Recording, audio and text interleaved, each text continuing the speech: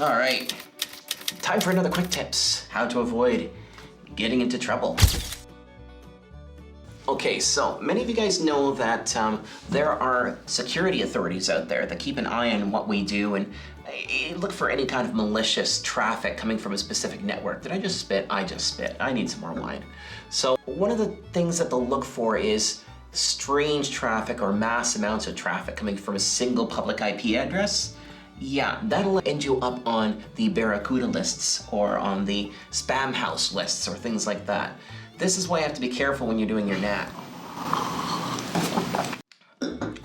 So, a great example of this is a small carrier, a little mom and pop shop starts up. They've got one public IP that their upstream gave them. They've grown to about 300 subscribers. People are calling and complaining constantly that certain things don't work properly. Well, that's not great. But then something else happens. Nobody can get onto their email, or nobody can send and receive email, whatever.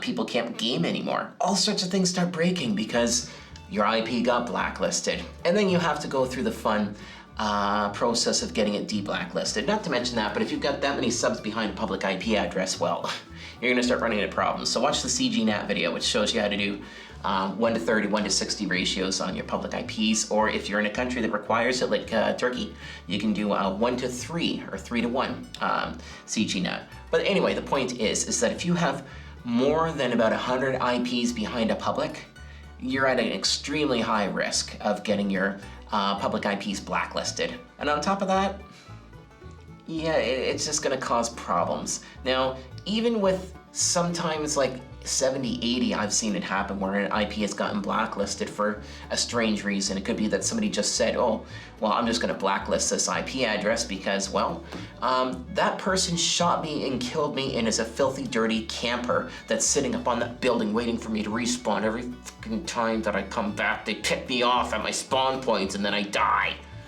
But you don't do that because that's a horrible, hideous thing to do, to try to get somebody in trouble because you're a crappy gamer. Well, anyway, that's another quick tip. And I hope you guys have a great night. Thanks. Ciao.